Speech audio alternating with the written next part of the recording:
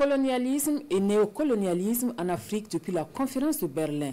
C'est le thème d'une conférence publique animée par Serge Noël Ouedraogo, enseignant à l'université Joseph Kizerbo.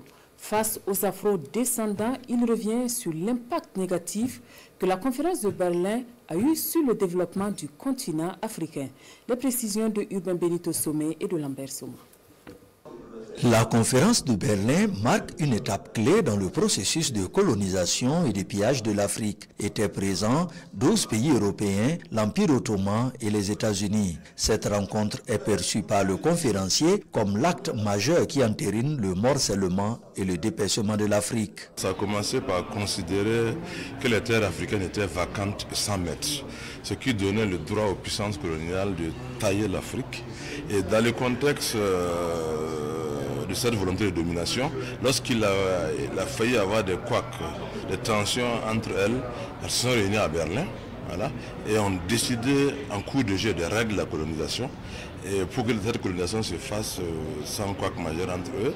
Et une fois les terres conquises, c'est la domination sur le plan économique, sur le plan politique, sur le plan socioculturel, sur le plan démographique.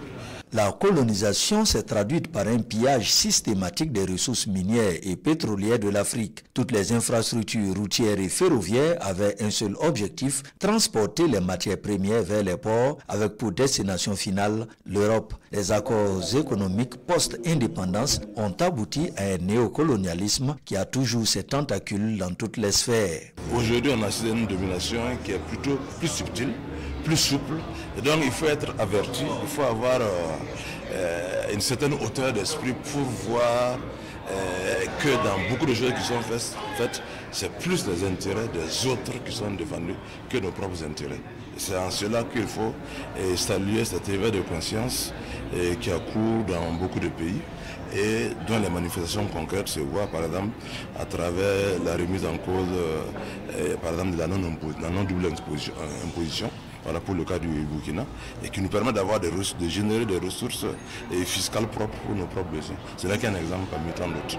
À ce panel, les afro-descendants se sont imprégnés des réalités poignantes qui contribuent au sous-développement de l'Afrique. À partir du Burkina, ils ont de grandes ambitions. Mobiliser toute la diaspora afin de venir investir massivement sur le continent et rendre au berceau de l'humanité ce qu'on lui a volé.